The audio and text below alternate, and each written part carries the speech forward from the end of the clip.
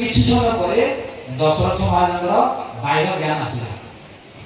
बाह्य ज्ञान आसला परे रामचंद्र कहले हे पिताश्री हे पिताजी आपण अनुमति प्रदान करंतु वनवास जाय। सेते बेले दशरथ महाराज कोन कहले दशरथ महाराज कहले हे पुत्र हे रघुनंदन हे रघुनाथ मु आदेश करिन वनवास जाय। कैकेयी कहले बर्तमान तो आज्ञा करना दशरथ आज्ञा करना तुम वनवास जाओ। कैकेयी बाध्य कर देली तेणु कैकेयी राम जानिया पर सी जे देखो दशरथ कहले बर्तमान आदेश देना मुखर बाहर ना क्या राम प्राण तेणु छाड़ सी कहते चाहूना तेणु कहले हे पुत्र मु आदेश कर तुमको वनवास जाए तुम माँ कैकेयी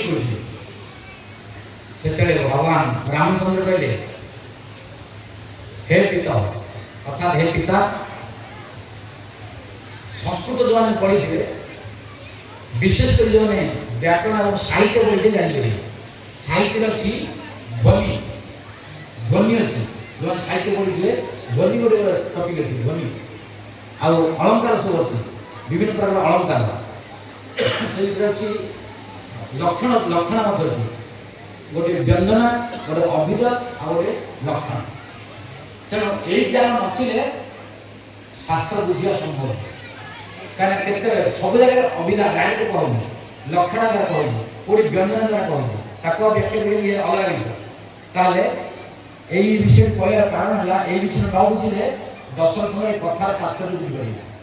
कहीं आम समस्त भावुँ दशरथ आदेश आदेश करें ना दशरथ आदेश करना कैकेयी कहले रामचंद्र पत्र पितांर मुख कहीं विषम अच्छे पिता से कैकेयी कहले से कहीपर मुझे कही रामचंद्र जन कि बर्तमान सुधा दशरथ महाराज आदेश करना